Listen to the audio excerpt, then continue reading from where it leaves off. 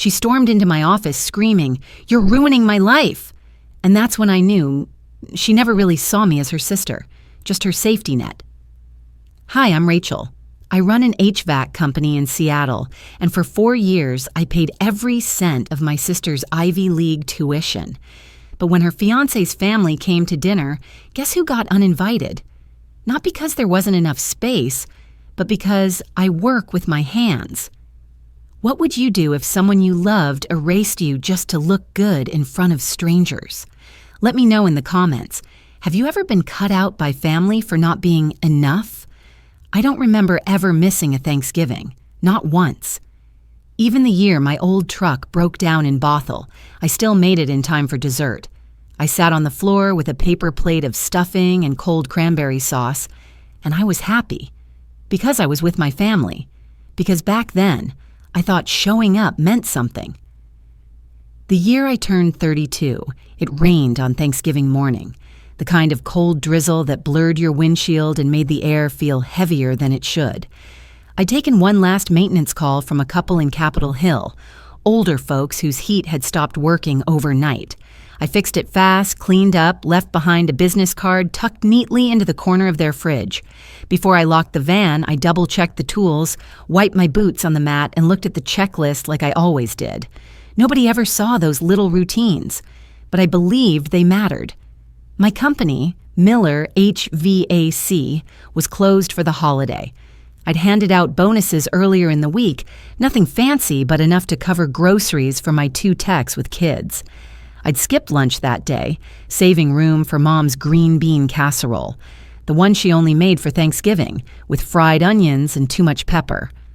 I bought a bottle of Merlot from the fancy place down on Belmont. The clerk wrapped it in tissue paper like I was bringing it to a gala. It felt a little ridiculous, but I smiled. Traffic wasn't bad, just the usual crawl past Pike. I had the heater running low and the windows fogging up slightly. The bottle rolled gently in the passenger seat beside me. I picked up my phone to call Mom, wondering if she wanted me to grab something else on the way. Pie? Mashed potatoes? Something from that bakery she liked? She picked up on the 3rd ring. "Hi, honey," she said. "Hey, Mom, just got done with a job. I'm headed home to change and then I'll come by. Do you want me to bring anything? Apple pie or maybe mashed potatoes?"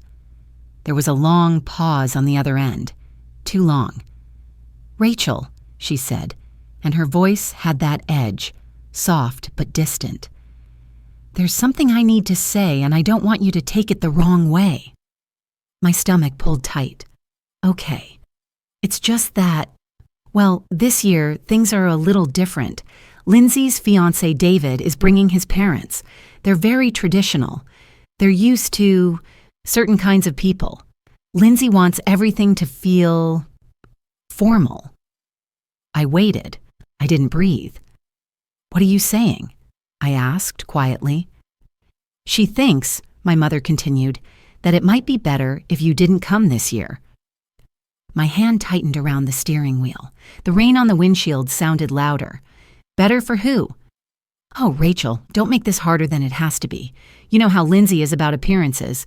She just wants to make a good impression. David's family, they're from Connecticut. His dad's a judge. And I'm a what? A liability? That's not what I said.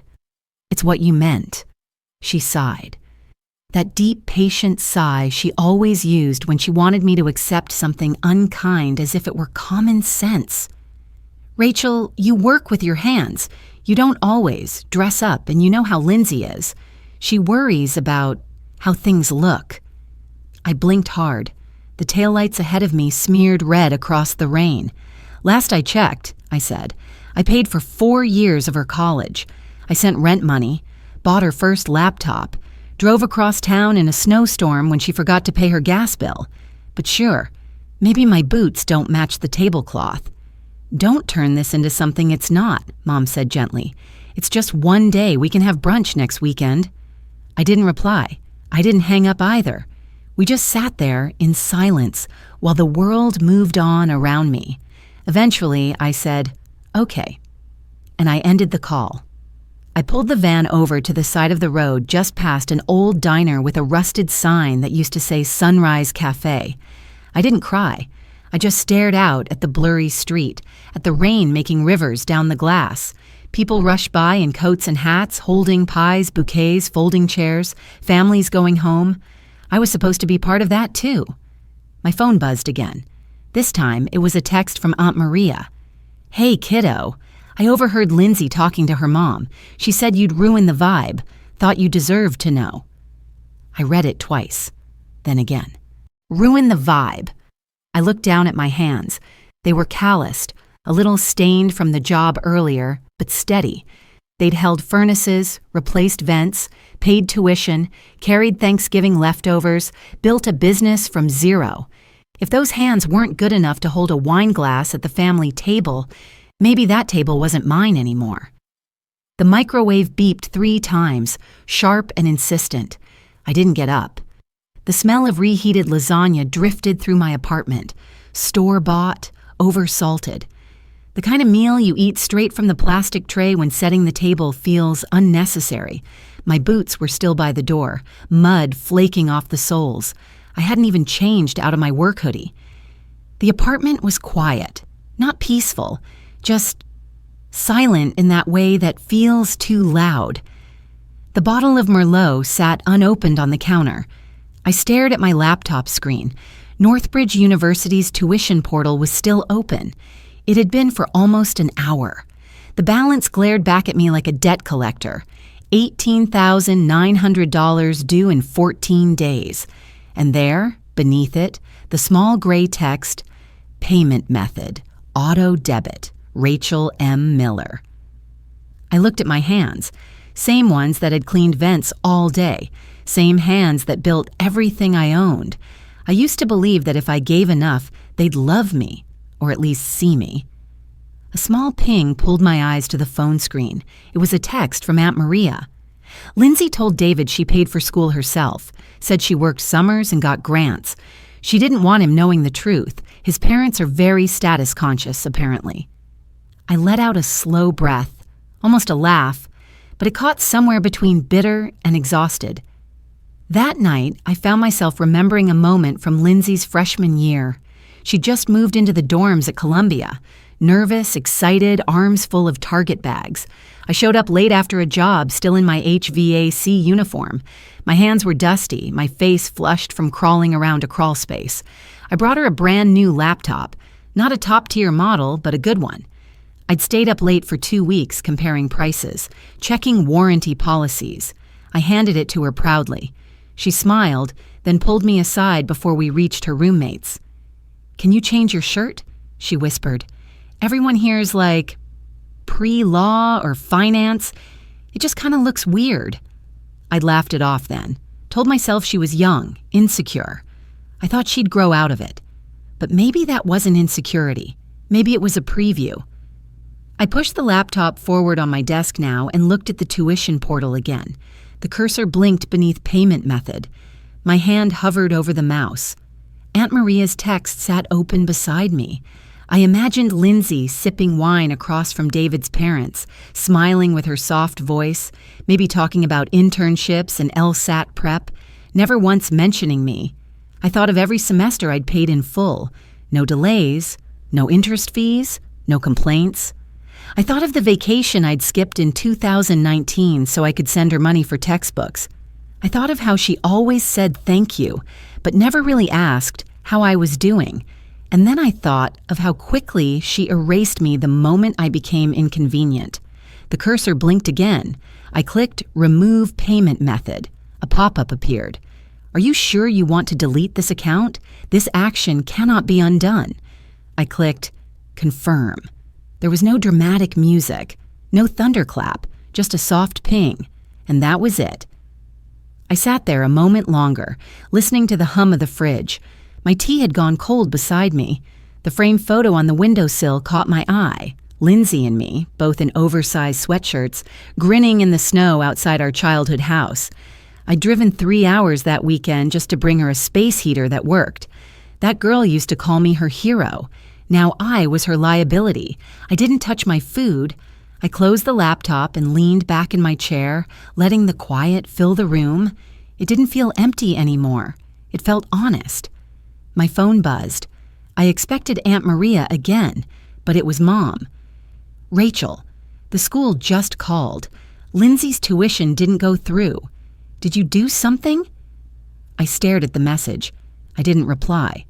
Not because I didn't have something to say, but because, for the first time, I knew I didn't have to explain myself. The photo stopped me mid-sip. I was half awake, sitting at the small kitchen table in my apartment, steam from my tea curling up toward the cracked ceiling light. My phone vibrated once, then went silent again. I tapped the screen, and there it was, posted just an hour earlier, but already with over 100 likes. Lindsay, beaming in a red dress, arm in arm with David. Behind them, Mom's dining room glowed with warm lights and white china, tapered candles, cloth napkins folded with care, a centerpiece that looked like it belonged in a bridal magazine.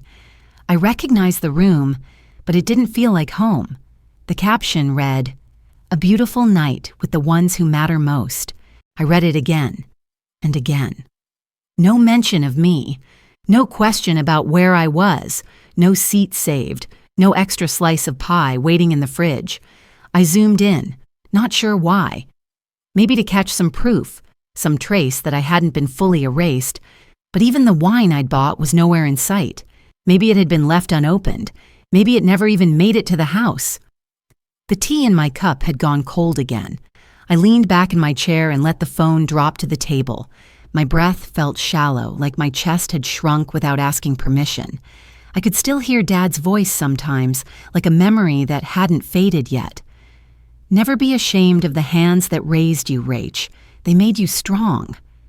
Those hands now sat idle on my lap, calloused, tired. I stared at them for a long moment. Then I got up and got ready for work.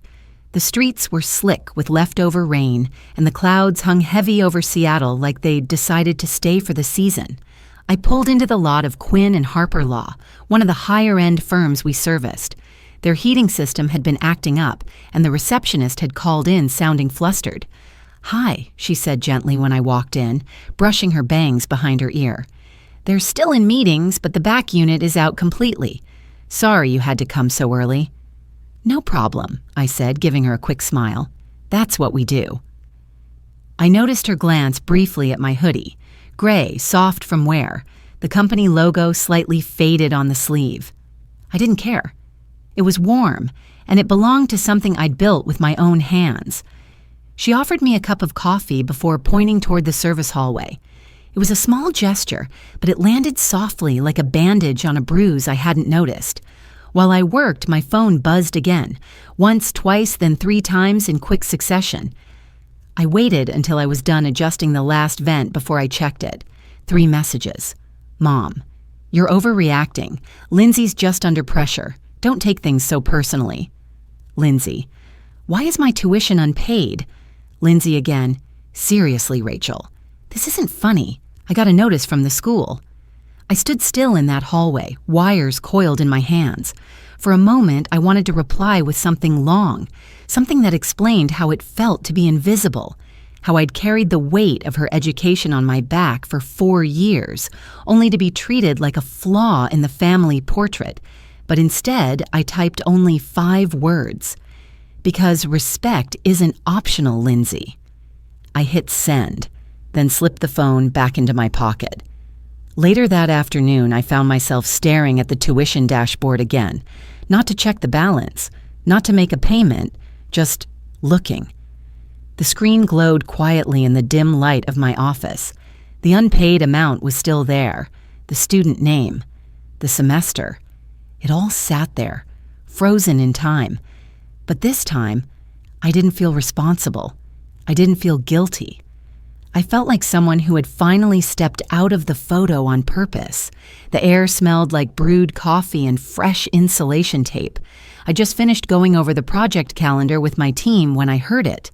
The sharp chime of the front door sensor, followed by the unmistakable sound of heels striking polished tile in fast, furious bursts. She didn't knock. Lindsay pushed through the glass doors like a gust of wind, hair slightly damp from the morning drizzle, mascara trailing down her cheekbones like tiny war paints. Her coat was flung half over one shoulder, and her eyes locked onto me like heat-seeking missiles. "You!" she barked, her voice trembling with fury. "You seriously think this is okay?" Everyone froze. I stood behind the conference table, hands lightly resting on the edge, eyes steady. "Lindsay," I said, quiet but firm, "this is my office. You need to calm down." "Oh, don't you dare calm down me." Her voice cracked in the middle. "You think you can just cut me off and walk away like it means nothing?" My team glanced at each other, silent. Even Dan, who once fixed an AC unit during a windstorm, looked like he wanted to disappear into the coffee machine. I stepped out from behind the table. "Let's talk outside. You're disrupting." "No," she shouted. "You don't get to silence me. You left me to drown. You've always been the one who handled everything, and now suddenly you don't feel like it." My breath stayed even. My voice was calm. "This is a business, Lindsay," I said. "It's not the place for your tantrum." She laughed, but it was a bitter, shaky sound. "A tantrum? Are you serious? I'm about to lose my degree because you decided you're tired of being the responsible one." "You're not about to lose anything," I replied, more coldly than I expected. "You're just realizing that actions have consequences. And for once, I'm not going to cushion the fall for you." "You're abandoning me," she screamed. "And for what? So you can feel powerful for once in your life?" That was the moment it clicked. The part that hurt the most wasn't the tuition or the party or the photo. It was that she truly believed I made this choice out of spite, not survival. "No," I said clearly, "I'm not abandoning you. I'm choosing myself. For once." The silence that followed swallowed the room whole. Lindsay's breath hitched. She looked around, expecting someone, anyone, to side with her. But no one spoke. My coworkers just stared, not with judgment, not with sympathy, just the quiet realization that something deeply personal had unraveled in front of them. The security guard, a kind older man named Dennis, finally stepped forward. "Miss," he said gently, "I'm going to have to ask you to leave." "Don't touch me," she snapped, backing away, but her posture had changed. Her voice lost the edge. "I'm the sister of the woman who runs this place." "I know who you are," I said, voice soft but unshakable, "and that's exactly why this has to stop." She stared at me for a moment longer, eyes red, lips trembling. Then she turned and stormed out. Her heels echoed down the hall like thunderclaps. The door closed behind her with a hiss of hydraulic glass. Silence. No one said a word. I picked up my clipboard and flipped to the next section of the schedule. "Okay," I said, voice steady. "Let's go over the Quincy renovation. Dan, I think we'll need to order the new duck pieces by Monday." The meeting resumed. Stilted, yes. But it resumed, because life doesn't pause for family drama, not in a business and definitely not in HVAS. Later, after the last technician had clocked out, I sat alone at my desk. The late winter light filtered in pale and gray through the window blinds. My phone lit up once more. "Mom, you humiliated your sister. You've changed." I stared at the message. Then I opened the schedule again and started rewriting next week's shifts. Not because I had to, but because it was my company, my time, my peace, and I wasn't going to apologize for protecting it. Spring arrived softly in Seattle, like someone tiptoeing into a room that had been too loud for too long. The rain didn't stop, but it grew gentler, no longer hammering against the glass, just brushing it with a whisper. I started going to the same cafe every morning before work, not because the coffee was exceptional, it wasn't, but because the barista remembered my name and the seat by the window was always empty. I liked watching people come and go, umbrellas opening like flowers on the street. That morning, I brought my journal with me. I hadn't opened it in a while, but something in the quiet made me want to look back. I flipped to a page from last year where I had scribbled during a late night after working a 12-hour shift. Maybe if I give enough, they'll finally see me. I stared at the words for a while. The pen had pressed hard into the paper, like I was trying to make the thought permanent. I smiled just a little, not bitterly, just with the calm that comes after truth. They hadn't seen me. Not really, but that didn't mean I was invisible. At the office, we'd recently hired 2 new technicians, Luis and Priya. I used the money I'd once earmarked for Lindsay's tuition to finally expand. We got new testing kits, updated uniforms, even a coffee machine that didn't smell like burnt plastic. The team seemed lighter. So did I. That week, Aunt Maria came with me on a walk through Volunteer Park. We stopped at a bench with our paper cups in hand. "You're quiet these days," she said, glancing sideways. "I'm peaceful," I replied. She nodded. "Big difference." Then, almost as an afterthought, she said, "You were never selfish, Rachel. You were tired. That's allowed, you know." I didn't say anything, but I squeezed her hand before we stood up again. A few days later, I checked the mailbox at the office and found a small cream envelope with my name in a familiar handwriting, Grandma Helen. Inside was a short letter written in her soft cursive. "My dear Rachel, I don't know the whole story, but I know when a woman stops bleeding for people who never bring her a bandage, it's not cruelty, it's clarity. I see you. And I'm proud, not because you work hard, but because you learned when to stop bleeding." I read it twice, then folded it carefully and tucked it into my wallet. That Friday, I went to a local small business meetup down in the Rainier district. Nothing fancy. Folding chairs, lukewarm coffee, a table of Costco pastries. But everyone there had calloused hands and bright eyes. No suits, just people who built things. I wore jeans and my favorite sweatshirt, the one with our company logo on the front. It had a little tear at the cuff. I didn't care. A woman who ran a landscaping service complimented the logo. "You look like someone who owns her space," she said. It was a simple comment, but it landed somewhere deep. After the meetup, I walked home. No umbrella, just let the drizzle settle in my hair. It wasn't cold, just clean. For the first time in months, I didn't feel heavy. I didn't feel angry or sad or even victorious, just untethered. Back at my apartment, I changed into warm socks, made tea, and let the quiet settle around me. It didn't buzz like guilt. It didn't ache like loss. It just was. Right before I turned off the lights, my phone lit up. Aunt Maria. "Your mom says Lindsay dropped out. Still thinks it's your fault." I didn't reply. I didn't feel the need to defend myself. Not this time. Instead, I climbed into bed, pulled the blanket up to my chin, and for the first time in a long time, I slept through the night without dreaming of unfinished conversations. The lights outside my window blinked soft red and gold, casting long glimmers across the kitchen tile.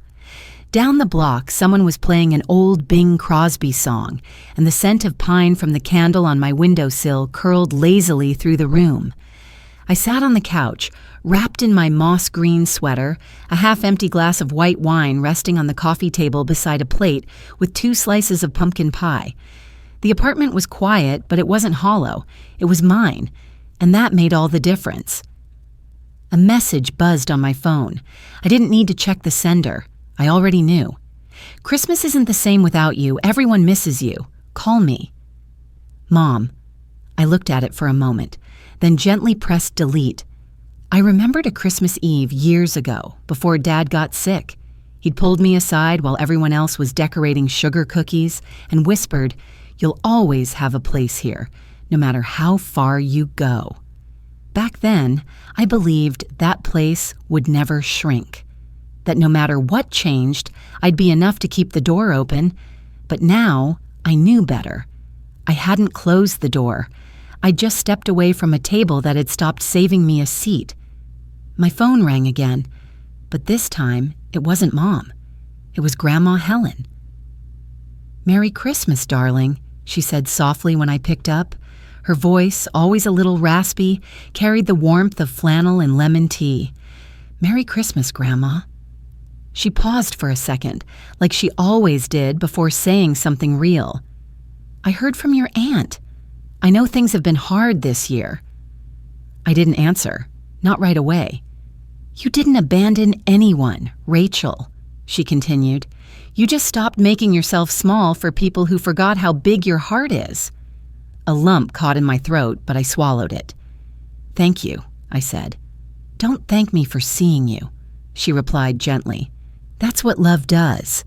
It sees. After we hung up, I lit the second candle on the sill. The scent of cinnamon joined the pine. I was reaching for my wine when there was a knock at the door. It was Jess, a friend from the business meetup back in the spring, holding a pie tin wrapped in foil and a bottle of something cheap and sparkling. I figured if I showed up uninvited, you couldn't say no, she joked.